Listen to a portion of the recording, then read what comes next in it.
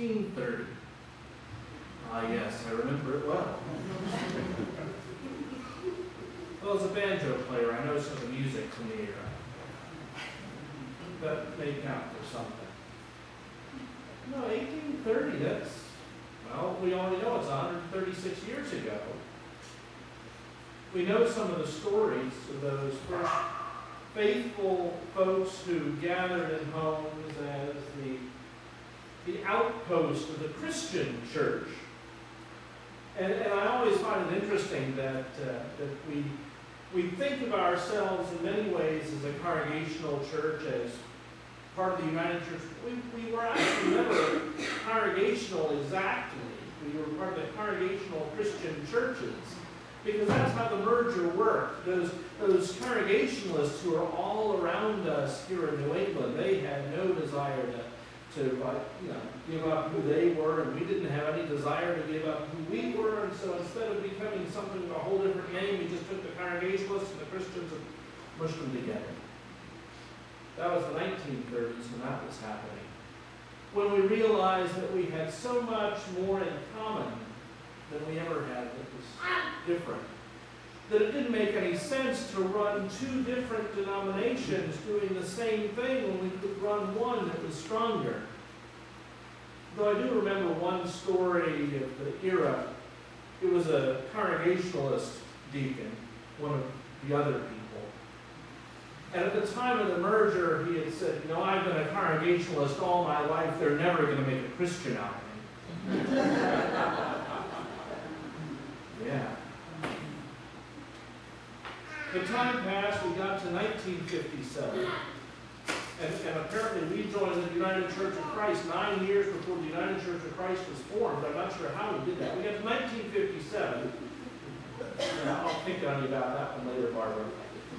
1957, and we're all merging again to become something new. And instead of becoming the Congregational Christian Evangelical and Reformed churches, which would be just about as bad as being the First Christian Society in Danbury and New Fairfield, Inc.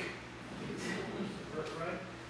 The United Church of Christ, we became something that celebrated our togetherness in ministry, in faith, and of course, in Christ.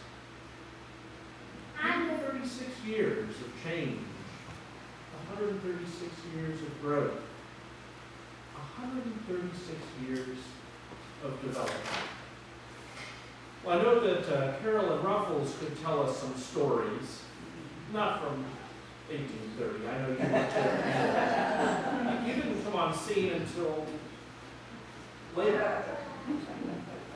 But I think you've been with this congregation longer than any other single person has been. Ibby.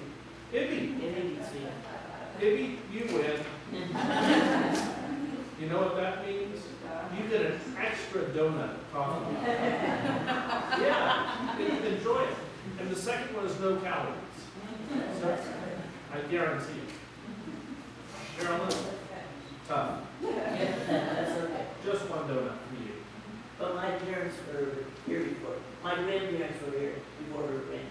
You know, we ought to get the two of you to arm wrestle. Just to see which one of you has the better pedigree.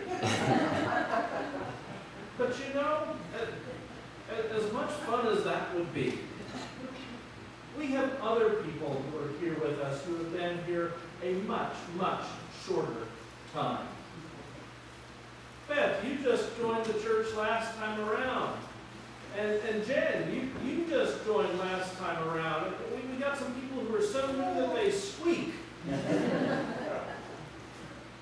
And that's part of what keeps us going, isn't it? That we're not just a church of the past, we're a church of the present, we're a church that's moving forward to a future. We can look at all the things that God has done for us to bring us to this point. But that's not the end of the story. We're offered a future. And if we do the math, 136 years behind us, hopefully we've got a bigger... 186. 186. You said 136. 186.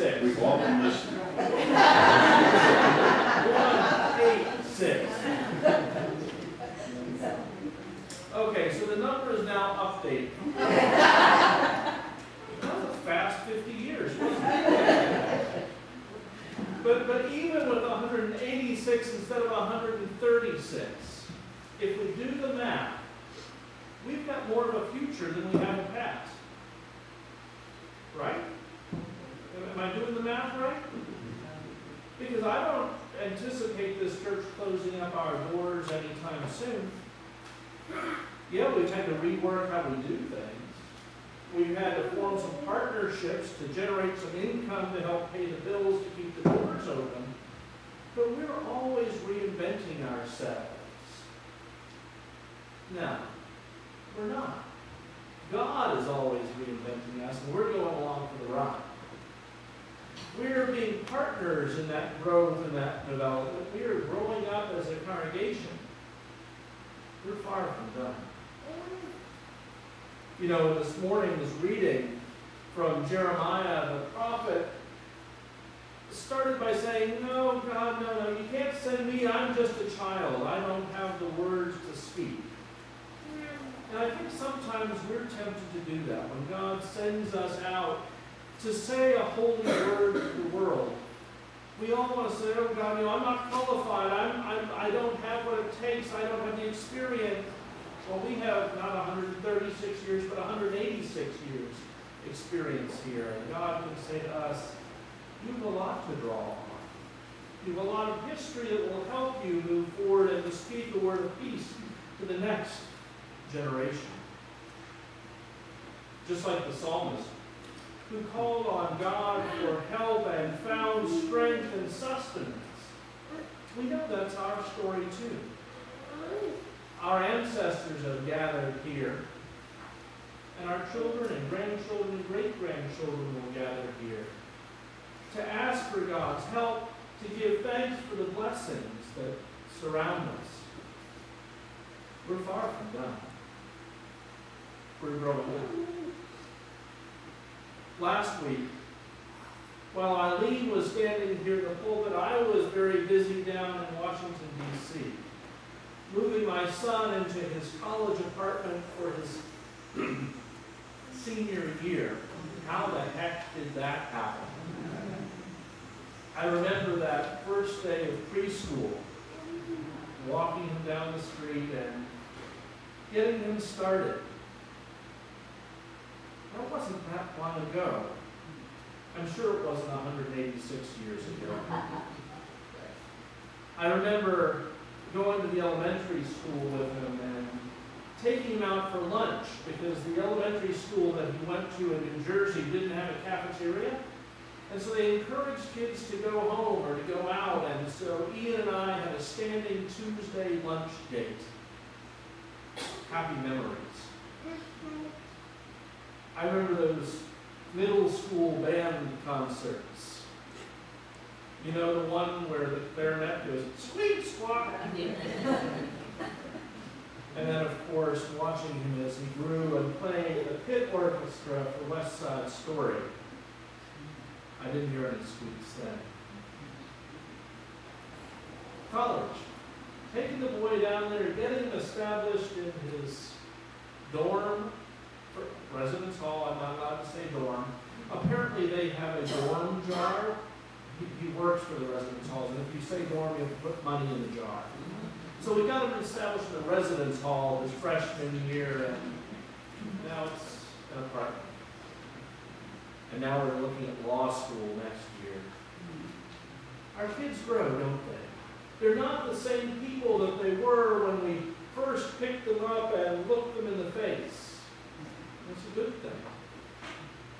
Our church grows, too, with new faces and new ways of doing things. When we became an open and affirming congregation just a couple of years ago, we transformed who we are as a people, telling the good news to a world that has an expectation that the Jesus people aren't so welcoming and accepting. Right? We all know people who wouldn't darken the door of the church because of the way they've been treated. But that's not who we are, and we change, we grow, and we tell people about it. We are growing up, day after day, as a congregation. And in that, sisters and brothers, we are blessed. Our task, our calling, our holy mission is to keep growing, to keep looking behind us to see where we've been, and using that to help us move forward.